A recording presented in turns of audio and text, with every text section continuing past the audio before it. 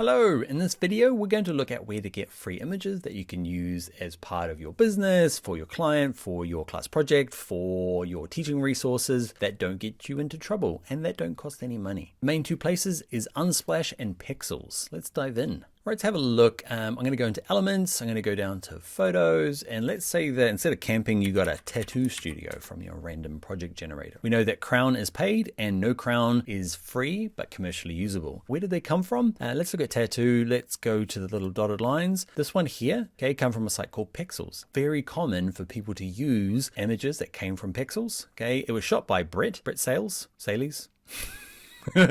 Anyway, Brett decided to share his photograph on Pixels, okay, for free for people to use and give people the rights to use them. Okay, so Pixels is a great place. Let's have a look. So Pixels is a good place. Let's have a look. Often it can be easier just to go straight to Pixels to search for images, because the problem with the free account in Canva is that it doesn't allow you to filter by paid and free. When you get a paid account, you can, weirdly. Okay, they might change that. Have a look if you're in the free account. If you are in the free account, it's easy just to go to pixels.com, okay, or Unsplash. Some of them cross over between them. Some of them are different. I use both of these places. They just have a different curation of images. You'll find some that are on Unsplash and some that are on Pixels. There is probably 20 other good places to get free images from. I know these two, so that's why I'm sharing them. I like it in here.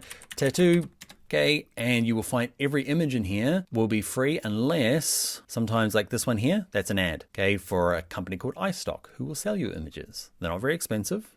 Okay, and there's my tattoo ones. You need to go and double check the licensing, but you'll find everything on Pixels that's not clearly an ad is free to use. Okay, and Unsplash has lots of free stuff. If I type in tattoo, the only thing you need to be careful, not be careful of, you should potentially pay for images. You know, photographers are taking their time. There are images that just can't be got, but sometimes we need free images. So you see this little plus one here? Anything that is plus is something you need to pay for. They're very inexpensive, okay? Whereas this one is not, okay? It doesn't have the little plus next to it. So just have a look around, free, not free.